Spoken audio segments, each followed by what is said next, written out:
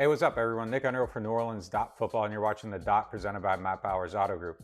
We're now just a couple weeks away from the NFL draft, so it shouldn't be too long until we see how the final pieces of this offseason come together to shape this Saints roster and what the team still needs to do throughout the rest of the offseason to bolster what's already in place.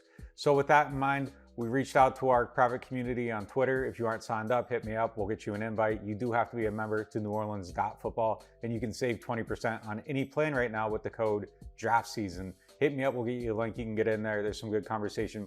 But we took all the questions from that group, just like we do every week. And the first one is from Ingnola, who asks, do you anticipate any free agent movement for the Saints before the draft, big or small, or do you think they will now wait to see what happens in the draft before going back to free agency? I think it's probably more likely than not that the big moves at least won't happen until after the draft. I'm not expecting anything major on the horizon. I think a lot of people want to see who's on which team before they make a decision, and it makes sense for the team to also find out where they need to address some of their issues. But look, Sammy Watkins just signed today, so a little deal could come out of nowhere, but right now it looks like all momentum is headed toward the draft. Our next question comes from Doug, who asks, with Payton's contract, do the years on his deal toll when he is out of the NFL or only while coaching?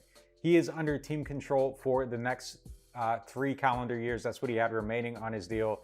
So it is not NFL years, it is calendar years. So when those are up, he's free to go. But look, I expect him to probably try to be back in the mix for a coaching job next season. And if that were to happen, that team would have to compensate the Saints in some form or fashion to get him under contract. And the last one is from Felipe, who asks, what happens if London, Olave, Wilson, and Jameson Williams are all gone at 16?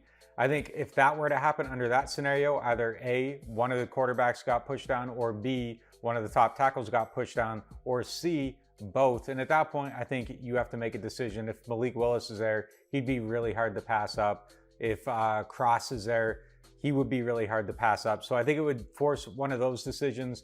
And then you'd have to probably look at wide receiver in the second round, which is possible. But I do think that the odds of one of these guys being there for the Saints is fairly high right now. So those are the questions of the week. Make sure if you're on the site, you get in that Twitter community. If you aren't, sign up, hit me up. You can get in there. For all of your coverage on the draft and everything else pertaining to the Saints, keep it locked to NewOrleans.Football.